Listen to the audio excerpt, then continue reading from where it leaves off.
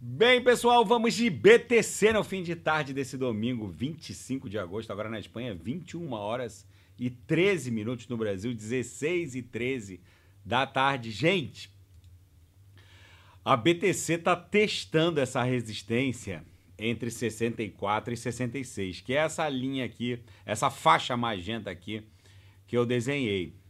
O que eu quero dizer com um eventual rompimento ascendente dessa resistência, dessa linha magenta? Eu acredito que há uma grande chance dessa resistência ser quebrada.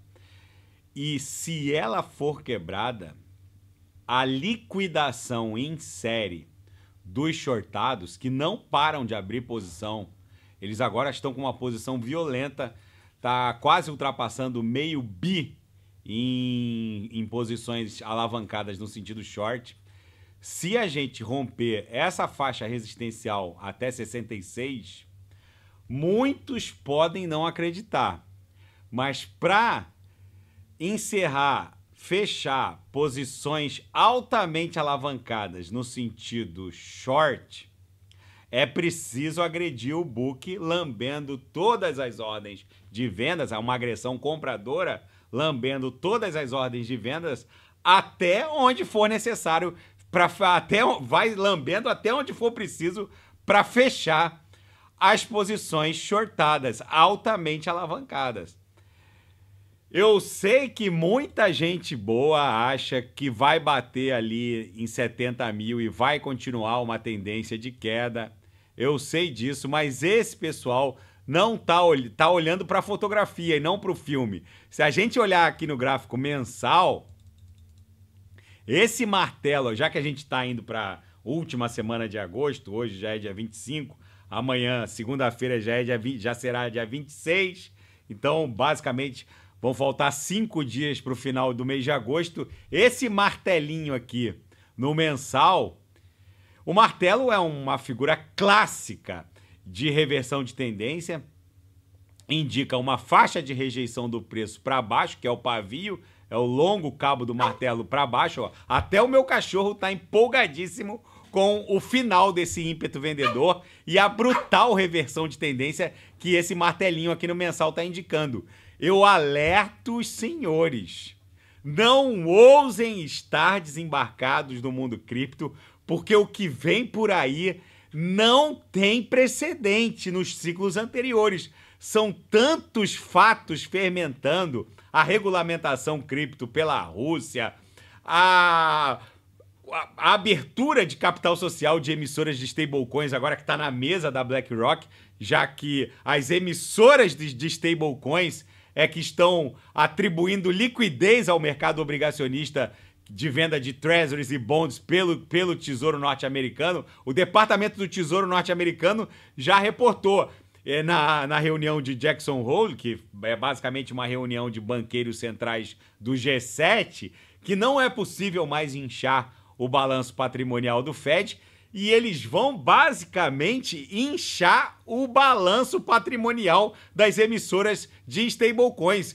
Democratas e republicanos já entenderam que a expansão dessa indústria é uma forma de manter a hegemonia do dólar norte-americano, é uma forma de aumentar a liquidez do sistema sem inchar ainda mais o balanço patrimonial do Fed, que se continuasse como o maior comprador de treasuries e bonds, facilmente o balanço patrimonial do Banco Central norte-americano superaria até o PIB americano, numa espiral da morte completamente bizarra. Não ousem estar desembarcados quando a gente se livrar dessa congestão. O que pode acontecer nas próximas horas? Na minha leitura, a próxima semana é absolutamente decisiva. Se esse patamar resistencial até 66 mil for quebrado, facilmente a BTC vai desenhar uma nova máxima de todos os tempos.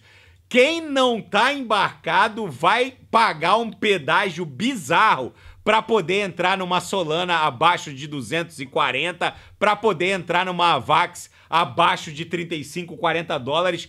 Eu volto a insistir, quem não sabe o que comprar e quer surfar retornos vezes 30, vezes 35, vezes 40 ou mais, É só clicar no link abaixo, Gemas Altcoin Alert. Ali eu selecionei as 40 melhores altcoins em potencial de retorno neste ciclo. O que está acontecendo tanto no market cap das altcoins, que agora está ostentando 942 bi, quanto no market cap da BTC, que está lá em 1,5 tri, mais ou menos 1,5 tri, mas ostentando uma cotação por Bitcoin de 64.210, o que está acontecendo é, no mínimo, pode ser classificado como, no mínimo, uma movimentação vulcânica. Não ousem tentar embarcar no mundo das altcoins quando a gente iniciar essa onda 3, porque o que vai acontecer é a chamada corrida maluca. A gente amanhece com a Solana a 215, no outro dia 250, depois corrige para 220, depois explode para 300. É assim, não haverá um ponto seguro de entrada. Quem não sabe o que comprar, é só clicar no link abaixo. Gemas Altcoin Alert. E uma reportagem na Seara Fática, uma reportagem aqui na Crypto DNS, muito interessante, sobre a possibilidade que os entusiastas da ETH sempre aventaram e ventilaram, no sentido de que talvez um dia seja possível que o market cap da ETH supere o market cap da BTC. Eles já até batizaram esse evento, essa fenomenologia, como flipping, mas eu ouso discordar dessa possibilidade. Vocês podem pegar todos os ativos criptográficos aqui na CoinMarketCap. Nesse momento, são mais de 2,4 milhões de ativos criptográficos, todos, com exceção da BTC. Podem pegar qualquer um, todos. Nenhum deles ostentam o nível de descentralização da BTC. Eu vou repetir o que eu estou falando. Qualquer desses ativos, salvo as altcoins Proof of Work de alta privacidade, como uma Monero, qualquer desses ativos, se um super terrorista, um Bin Laden, se tivesse vivo, um Bin Laden 2.0, se tivesse ETH, as forças de segurança norte-americanas exigiriam que os validadores fizessem um fork os validadores teriam que fazer um fork na rede ETH para dar um freeze no public address do eventual Bin Laden 2.0. A mesma coisa com BNB, Solana, enfim, nenhum desses ativos dentro desses 2,4 milhões de altcoins, salvo as altcoins de altíssima privacidade e com consenso Proof of Work, como o caso da Monero, talvez uma Zcash, salvo essas que gozam de um nível de descentralização até pelo consenso Proof of Work, porque você não sabe quem está minerando Monero nesse momento. A minha placa de vídeo RTX 4090 pode estar minerando Monero agora, ninguém sabe, porque o próprio protocolo impede o rastreamento do bloco, do IP que validou o bloco, e impede também o rastreamento da origem dos rewards pagos em razão da mineração de Monero. Ou seja, salvo essas, que dariam algum trabalho, mas também essas por conta... Porque não se compara a mineração de BTC, de Monero, a mineração de BTC. Basicamente, há alguém minerando BTC a cada quarteirão do planeta Terra. Agora, no caso da Monero, seria algo... seria como procurar uma agulha num palheiro, tentar identificar os mineradores de Monero para tentar criar um consenso na rede para dar um freeze num determinado public address. Seria algo também virtualmente impossível. Mas o fato é que, tirando essas, todas as outras altcoins são passíveis de uma intervenção, até pelo formato do consenso, Proof of Stake, ou todas as variações, prova de autoridade, prova de delegação de autoridade, Delegated Proof of Stake, enfim, todas as variações do Proof of Stake são passíveis de uma intervenção se as forças americanas exigirem que os cento e poucos validadores da BNB promovam um fork para dar um freeze num public address de A, B ou C, eles fazem. Agora, isso não é possível na BTC. Por isso que, com todo respeito aos entusiastas da ETH, esse evento o flipping, né, que eles esperam, de superação do market cap da BTC pela ETH, na minha leitura, nunca vai acontecer. Até pelo caráter, o caráter descentralizado não é a única característica que torna a BTC muito mais grandiosa em relação à ETH. A BTC, na minha leitura, ela é mais do que um ativo. Ela é basicamente e mais do que uma commodity, como muitos consideram o Ether, a ETH. A BTC é a base com que tudo, em pouco tempo, será mensurado em termos de valor. Enfim, hoje a BTC é cotada em dólar. Só que eu estava lendo uma reportagem do Anthony Scaramucci.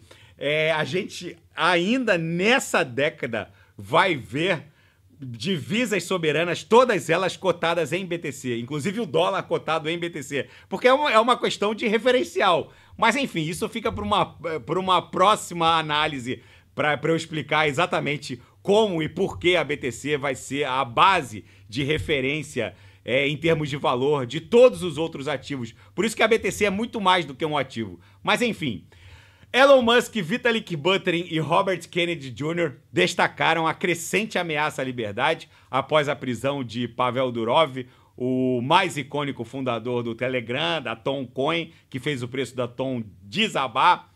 Gente, ele tem uma fortuna avaliada em 15 bilhões de dólares. Ele provavelmente vai fazer um grande acordo com as autoridades francesas. Vai acontecer basicamente o que aconteceu com o CZ lá na América. Ele deve fazer um acordo, ele está sendo acusado de ter criado empecilhos a investigações terroristas, de pedofilia, por não ter retirado os canais a tempo, como as investigações exigiram para investigações futuras. Ele é acusado de, basicamente, fazer vista grossa às exigências de compliance. O fato é que ele vai fazer um grande acordo, a Toncoin vai voltar até para um patamar acima do que já estava. Muita gente está fazendo um escarcéu em torno disso tudo, mas na minha leitura só criou uma bela oportunidade de embarque.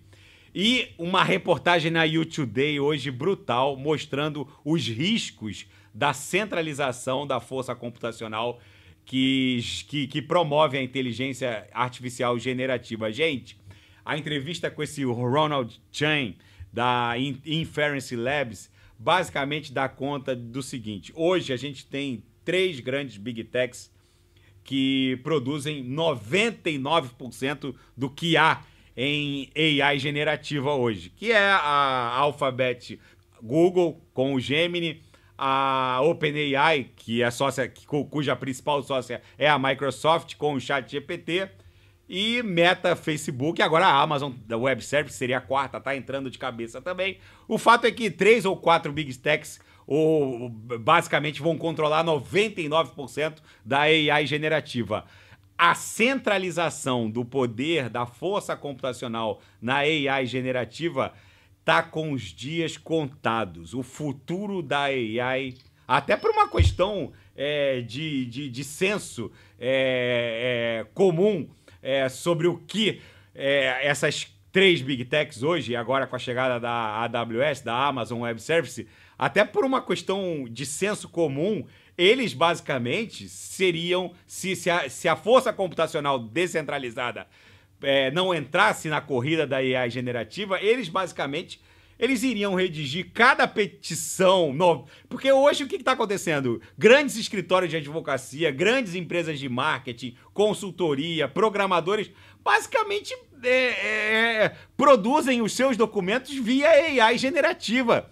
Hoje não tem um grande escritório de advocacia do Brasil até a Austrália que não produza as suas petições em série por meio de uma interface de AI generativa. Não há nenhuma grande consultoria ou agência de marketing que não produza o seu conteúdo via AI generativa. Basicamente, eles seriam os donos e monopolizariam a verdade em muito pouco tempo. O futuro da AI passa pela tecnologia blockchain. Não ousem estar desembarcados do mundo cripto neste exato momento. O que vem por aí, eu volto a insistir, não tem precedente nos ciclos anteriores. A tsunami de dinheiro que vai aportar na criptografia é algo sem precedente. 8 trilhões de dólares estão chegando em direção ao market cap das altcoins. Da mesma maneira que essas empresas TradFi, Nvidia, Qualcomm, AMD, basicamente viram as suas ações entrarem lá no seleto grupo de empresas trilionárias, a Nvidia porque produz os semicondutores de AI generativa, da mesma maneira bizarra com que esses trilhões aportaram nessas companhias, quando a simbiose entre a AI e o mundo cripto for uma obviedade pelo mercado, isso não vai demorar. Eu insisto com os senhores, isso não vai demorar. Não haverá tempo para os senhores embarcarem com segurança. Isso aqui basicamente vai explodir numa paulada. O mundo cripto se move de forma espasmódica. Ele não é como o mundo TradFi, que há um cruzamento de uma média móvel. Na criptografia é assim, ó, a gente fica congestionado, de repente a gente acorda com o negócio subindo 30%, 40%, e a gente acha que fez topo, no outro dia é mais 20%, depois corrige mais 25% e depois explode mais 30%. É assim, aqui a gente almoça o caos para jantar selvageria. Na seara geopolítica e finanças internacionais, na capa da Bloomberg, a detenção do CEO do Telegram, o Durov, deve ser prolongada por mais 24 horas.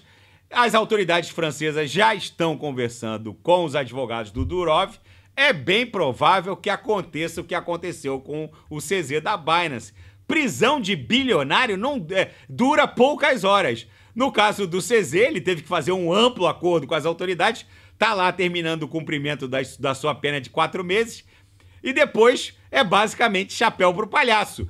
Israel lançou os ataques preventivos contra o sul do Líbano para atacar as bases do Hezbollah, que por sua vez disparou nada preventivos, drones e foguetes contra o norte de Israel. Netanyahu, o premier israeli, disse que os ataques não são o fim da história e que um combate mais contundente deve se desdobrar durante essa semana. Enfim, gente, um cessar-fogo tá fora de questão nesse momento entre Israel, o Hamas também e o Hezbollah agora. E a NASA mandou um duro recado para a Boeing. Ao escolher a SpaceX para trazer de volta lá os 2 astronautas que foram passar 8 dias no espaço e vão ficar 8 meses, a NASA deu um duro recado para Boeing. Vocês estão fora da corrida espacial com essa cápsula Starliner que veio toda bugada, deixou os astronautas presos no espaço por 8 meses, e o nosso Tony Stark da vida real, Elon Musk, com a sua SpaceX ou SpaceX, vai lá resgatar os 2 que estão basicamente presos na Estação Espacial Internacional. Nesse cenário apocalíptico Mad Max, ficar de fora do mundo cripto achando que a BTC vai estressar novamente a base dessa canaleta virtual de baixa, que na verdade é a bandeira de um grande padrão mastro-bandeira de alta, é uma loucura. Não ousem estar desembarcados quando a nossa pernada de número 3 começar. Na minha leitura, tanto aqui no Renko quanto no gráfico mensal, nós estamos preparados e turbinados para de forma vulcânica iniciar essa pernada que vai estressar as uppers da nossa grade. Tá bom, pessoal? Quem não sabe o que comprar, é só clicar no link abaixo, Gemas Altcoin Alert, porque ali eu garimpei as 40 melhores altcoins em potencial de retorno para esse ciclo. Fiquem com Deus. Se nada fugir do script, eu volto amanhã para analisar a própria BTC. E quem quiser sugerir é só colocar nas mensagens abaixo. Até amanhã, grande abraço, fiquem com Deus.